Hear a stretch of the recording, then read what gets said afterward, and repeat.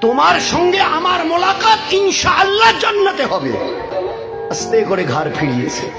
জীবনে কোনোদিন দেখেনি, উনিও এনাকে দেখেন নাই আর ইনিও ওনাকে দেখেন। ঘাড় ফিরি একবার দেখে বলছে, আব্দুল ওয়াহিদ এখানে কেন এসছে? বলুন তো, একটা মেয়ে ছেলে কত বড় ইবাদতওয়ালি হলে বেটা ছেলেটাকে ডেকে নাম ধরে বলছে, আব্দুল ওয়াহিদ এখানে কেন এসছো? তোমার সঙ্গে তো আমার সাক্ষাৎ ইনশাআল্লাহ জান্নাতে হবে। কত বড় আল্লাহওয়ালি ছিল। গরিব কেমন? বলে নিজের বাড়ি ঘর নেই, অন্যের বকরি চলে। উত্তর দিয়েছে, তোমার সঙ্গে আমার সাক্ষাৎ। তবে যে মাইমুনা একটা কথা পুচ করে বলে, না না, কথা পুচ করে সময় নষ্ট করার জায়গা দুনিয়া নয়। আল্লাহ দুনিয়াতে পাঠিয়েছে ইবাদতের জন্য। যাও যাও যাও যাও, ইবাদত গিয়ে করো, যাও। তা বলে না না, খালি এক সামান্য। আহা, বলো।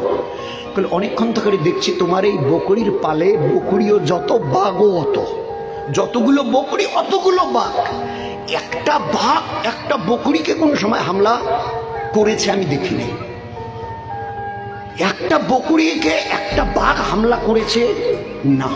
কারণটা তো উত্তরটা সংক্ষেপে, আব্দুল ওয়াহিদ আমি আমার ইবাদতের দ্বারা আল্লাহর সঙ্গে সম্পর্ক ঠিক করে নিয়েছি। ভালো করে বুঝি, আমাদের মা বোনেরা যারা জমা হয়েছে তারাও ভালো করে শুনুন।